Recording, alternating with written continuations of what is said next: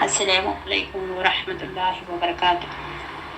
अल्हम्दुलिल्लाहि रब्बिल आलमीन वस्सलातु वस्सलाम अला नबी सादिक़ अमीन नबीना मुहम्मद व अला आलिहि वसहबिहि अजमाइन व बअद। అనంత కరుణామయుడు అపార కృపాశీలుడు అయిన అల్లాహ్ పేరుతో. విశ్వ వ్యవహారాల నిర్వహణ పటిష్టత. ఈ విశ్వ వ్యవస్థ అంతా సాఫీగా సాగుతుందంటే, సుస్థిరంగా ఉందంటే దాని నిర్వహణకర్త ప్రభువు దైవం ఒకటవడం వల్లనే ఇది సుసాధ్యమవుతుంది. ఈ వ్యవహారంలో ఆయనకు భాగస్వాములు కానీ ప్రత్యర్థులు కానీ ఉండి ఉంటే పరిస్థితి తద్భిన్నంగా ఉండేది. విశ్వప్రభువు ఇలా సెలవిచ్చాడు: అల్లాహ్ ఎవరిని కొడుకుగా చేసుకోలేదు. ఆయనతో పాటు ఇంకొక ఆరాధ్య దేవుడు కూడా భాగస్వామిగా లేడు.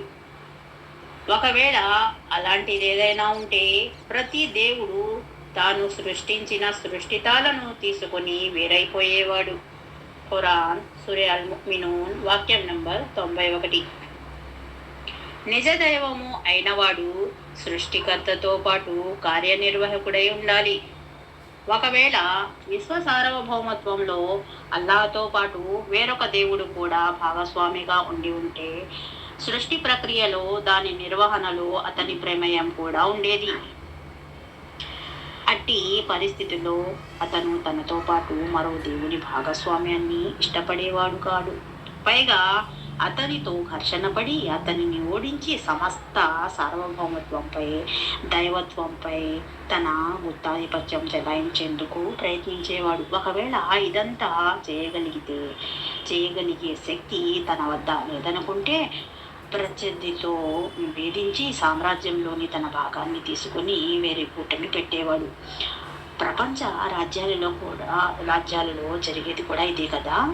అంటే పరిస్థితుల్లో విశ్వ వ్యవస్థలో విభజన అనివార్యమయ్యేది. కాబట్టి క్రింద పేర్కొనబడిన 3 విషయాలలో ఏదో ఒకటి సంభవించడం తప్పనిసరి. 1, వారిలో ఒకడు మరొకడిని ఓడించి తాను సమస్త రాజ్యాధికారానికి అధిపతి అయిపోతాడు. 2వది, లేదా వారిలో ప్రతి ఒక్కడు తన రాజ్యభాగాన్ని తన సృష్టితాలను తీసుకుని వేరైపోయేవాడు.